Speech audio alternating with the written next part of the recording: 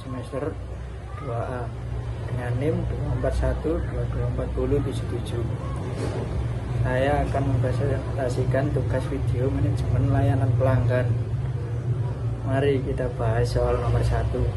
Soal nomor 1, jelaskan mengapa layanan pelanggan merupakan elemen strategis dalam mempertahankan loyalitas pelanggan dan keunggulan kompetitif sebuah bisnis. Berikut contoh nyata dari bisnis di Indonesia yang sukses membangun brand melalui layanan pelanggan. Jawaban nomor 1, layanan pelanggan penting karena menjaga loyalitas, meningkatkan kepuasan, dan membedakan bisnis dari kompetitor. Contoh nyata di Indonesia, Tokopedia, salah satu e-commerce terbesar di Indonesia, berhasil membangun loyalitas pelanggan lewat layanan pelanggan yang cepat, solutif, dan mudah diakses. Tokopedia menyediakan berbagai kanal layanan mulai dari chat, email, hingga media sosial, serta menerapkan sistem resolusi masalahnya yang efisien. Hal ini membuat pelanggan merasa aman dan nyaman bertransaksi, yang pada akhirnya memperkuat kepercayaan terhadap brand. 1. Dengan aktif dan validasi. Nomor 2, berikan simulasi naratif dalam bentuk percakapan pendek antara staf layanan pelanggan dengan pelanggan yang kecewa. Jelaskan bagaimana staf tersebut menggunakan komunikasi verbal dan non-verbal yang efektif untuk menenangkan situasi. Jawaban nomor 2, misal saya menjadi pelanggan, saya kecewa pesanan saya terlambat. Terus saya menjadi staf mengucapkan, selamat siang Bapak atau Ibu, saya mohon maaf atas keterlambatan pengiriman pesanan Anda. Kami sangat memahami kekecewaan yang Anda rasakan. Saat ini kami sudah koordinasi dengan tim pengiriman agar pesanan Anda sampai secepatnya mungkin. Kami juga akan memberikan voucher sebagai bentuk permintaan maaf kami. Apakah ada yang bisa saya bantu lagi? Soal nomor 3, dari seluruh 7 materi yang telah Anda pelajari, apa keterampilan layanan pelanggan yang menurut Anda paling penting untuk dikuasai di dunia kerja? Jelaskan alasan Anda secara reflektif dan berikan contoh penerapannya dalam konteks bisnis digital saat ini.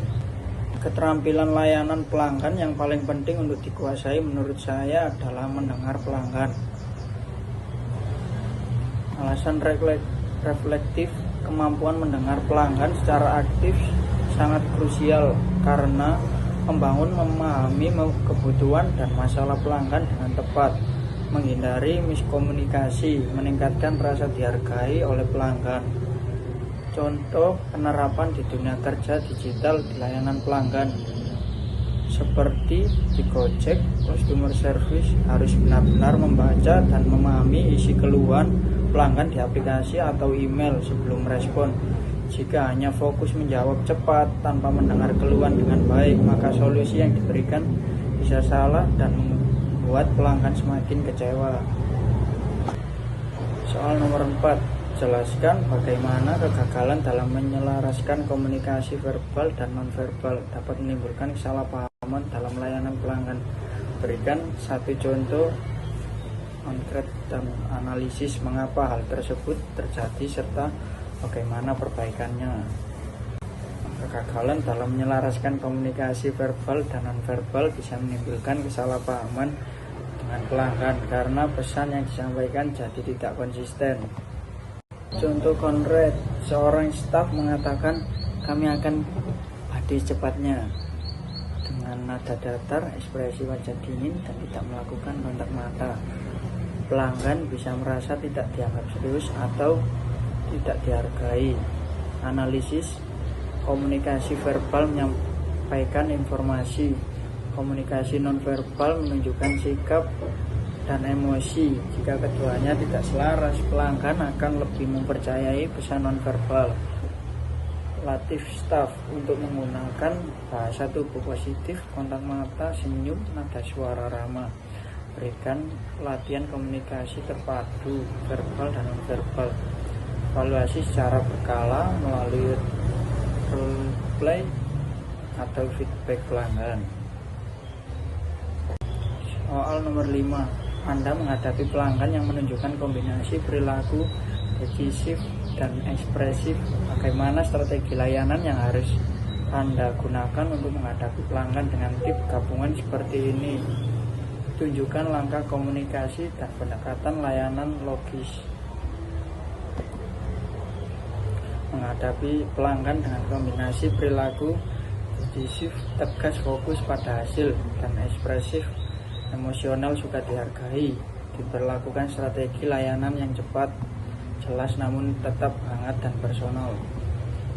Strategi layanan yang digunakan: 1. Berikan informasi langsung dan solusi cepat untuk memenuhi kebutuhan sisi decisif. 2. Gunakan pendekatan yang ramah dan komunikatif serta tunjukkan empati untuk sisi ekspresif. Langkah komunikasi dan pendekatan secara logis: 1. Sapa pelanggan dengan antusias dan hormat. 2. Dengarkan dengan aktif dan catat inti kebutuhan mereka. 3. Tawarkan solusi yang konkret dan cepat tanpa bertele-tele.